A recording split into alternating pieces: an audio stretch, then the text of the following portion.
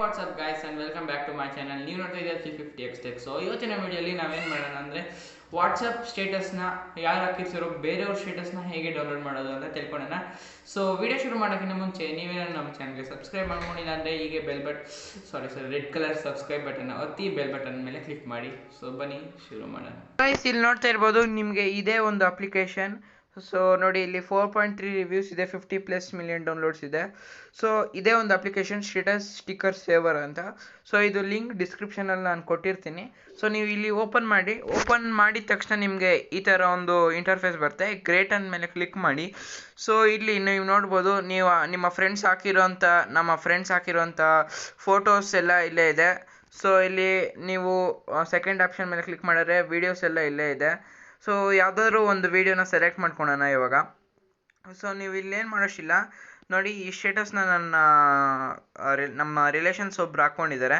So ಹಾಕ್ಕೊಂಡ್ಮೇಲೆ ಇಲ್ಲಿ ನೀವು plus mark ಮೇಲೆ ಕ್ಲಿಕ್ ಮಾಡಬೇಕು.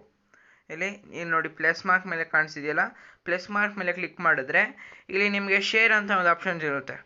ಸೊ ಶೇರ್ ಮೇಲೆ ಕ್ಲಿಕ್ ಮಾಡಿದ್ರೆ ನಿಮಗೆ ಕೇಳುತ್ತೆ ಯಾವುದ್ರಲ್ಲಿ ಶೇರ್ ಮಾಡಬೇಕು, ಯಾವುದಕ್ಕೆ ಶೇರ್ ಮಾಡಬೇಕು ಅಂತ.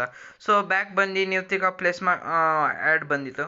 ಸೊ ಬ್ಯಾಕ್ ಬಂದಮೇಲೆ ತಿರ್ಗಾ ಪ್ಲಸ್ ಮಾರ್ಕ್ ಮೇಲೆ ಕ್ಲಿಕ್ ಮಾಡಿದ್ರೆ ಇಲ್ಲಿ ನಿಮಗೆ ಸೇವ್ ಅಂತ ಒಂದು ಆಪ್ಷನ್ ಕಾಣಿಸಿದೆಯಲ್ಲ. ಸೊ ಬ್ಯಾಕ್ ಬಂದುಬಿಡೋಣ ಅದೇ ವಿಡಿಯೋಗೆ. ನೋಡಿ ಸೇವ್ ಅಂತ ಒಂದು ಆಪ್ಷನ್ ಕಾಣಿಸ್ತಿದೆ. ಶೇರ್ ಹೊರಟ್ರೆ ಅದೇ ಇರುತ್ತೆ. ಸೊ ಸೇವ್ಗೆ ಹೋಗೋಣ ಇವಾಗ.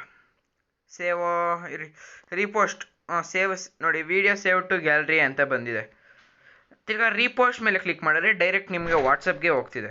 ನೋಡ್ಬೋದು ನೀವು ಇಲ್ಲಿ ವಾಟ್ಸಪ್ಗೆ ಹೋಗ್ಬಿಟ್ಟು ನೀವು ಯಾರಿಗಾದ್ರೂ ಶೇರ್ ಮಾಡ್ಕೊಬೋದು.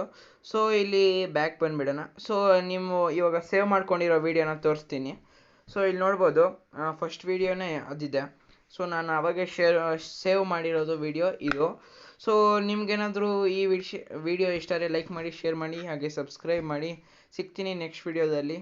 ಬಾಯ್ bye. Stay safe, stay home. Thanks for watching this video.